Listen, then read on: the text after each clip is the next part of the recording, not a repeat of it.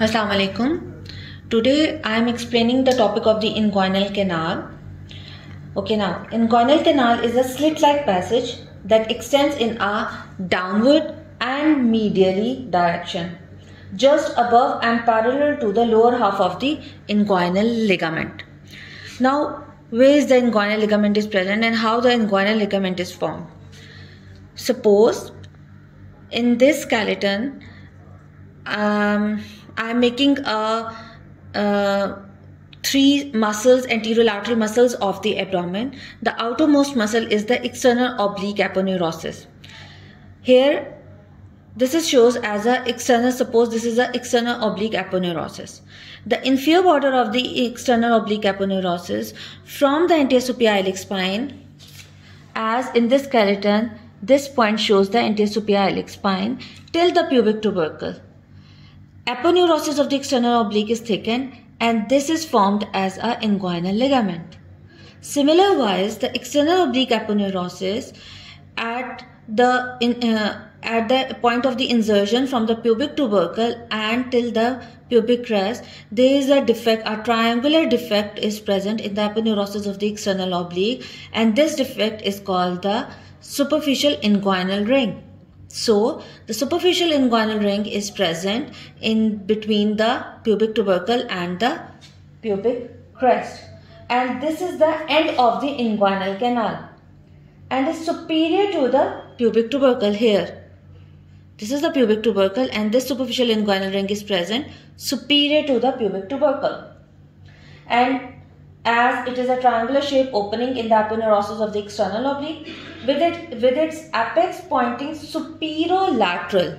Here, its apex is pointing superiorly. The two remaining sides of the triangle, here, this is the medial crest and this is the lateral crest of the superficial inguinal ring.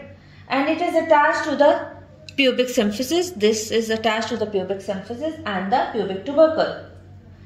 At the apex of the triangle, the two crests are held together by crossing the fibers which presents widening of the superficial ring. Now, the deep inguinal ring.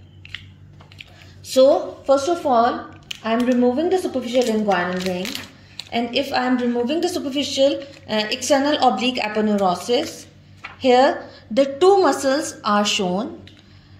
First is the internal oblique muscle. This is the internal oblique muscle, and the other one is the transversus abdominis muscle. Both of these muscles on the medially side, their aponeurosis are rejoined and forms the conjoint tendon. Here, this is the conjoint tendon which is present medially. This is the conjoint tendon. Okay? So the conjoint tendon, what is the conjoint tendon? Or inguinal forks. This is also called the inguinal forks.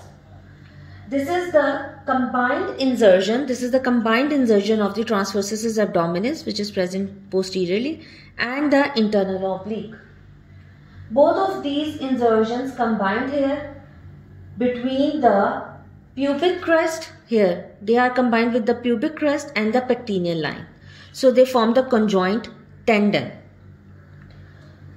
And if I am talking about, first of all, we are talking about the deep inguinal ring. So, again, if I am removing both of these layers, internal oblique and the transversus abdominis, then posterior to these muscles, our fascia is present, which is the continuation of the other fascial of the abdominal body. This is called the transversalis fascia here. This is called the transversalis fascia. I am removing both of the three anterolateral muscles of the abdomen, and then here it shows the fascia transversalis.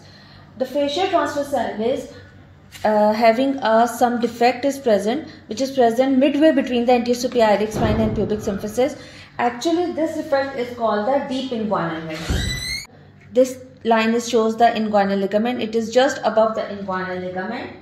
When the testis is formed and then it passes from the fascia transversalis. It can take the fascia transversalis layer with itself, and this layer which covers the outer side of the cord is called the internal spermatic fascia.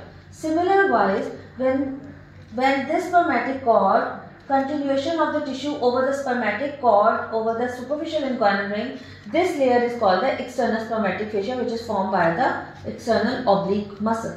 So it means that the inguinal canal is starting or the beginning from the deep inguinal ring and then ends up into the superficial inguinal ring. So it means that the anterior wall of the inguinal canal is formed by the external oblique muscle, and the posterior wall, it is formed along the entire length by the transversalis fascia, which is reinforced its medial 2/3 by the conjoint tendon. Thank you.